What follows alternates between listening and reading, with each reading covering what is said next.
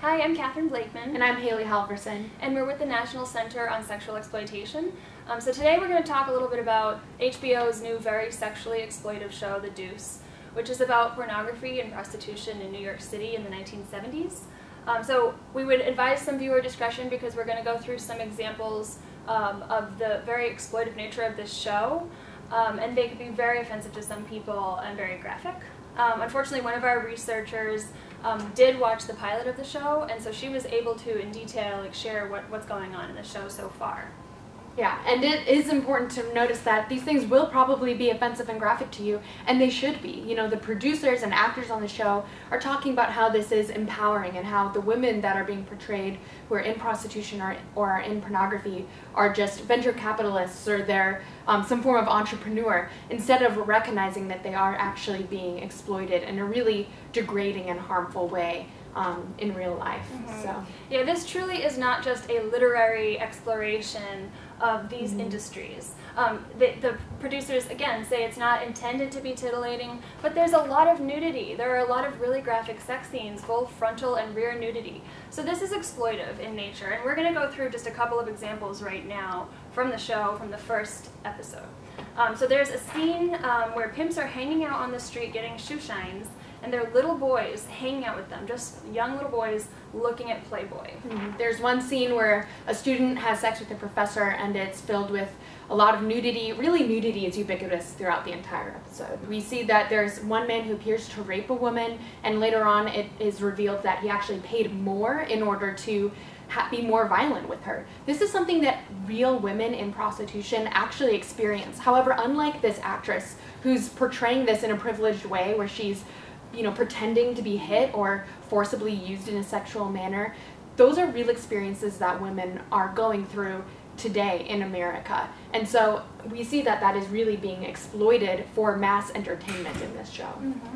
And then there's another scene where a prostitute is telling her pimp, a prostituted woman is telling her pimp that she didn't want to work that night because it was raining, she, presumably pretty cold out, and he had cut her underarms with razor blades in order to threaten her and tell her, look, you're going to work when I tell you you're going to work. So this is very violent, very graphic. At the end of the day, HBO has made its business model on using sexual exploitation to make money.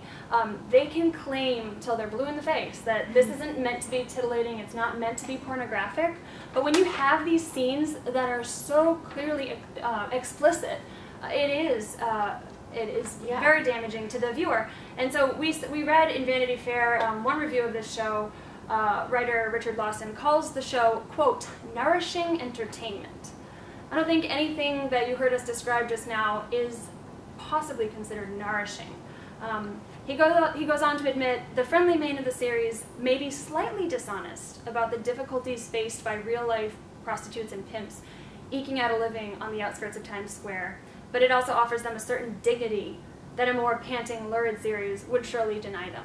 This is pretty lurid to begin with, and we don't see it at all as intended to promote the dignity of the human person. There is far too much gratuitous nudity and gratuitous sex scenes, and I don't care, we didn't expect this to be My Little Pony with rainbows and sprinkles everywhere.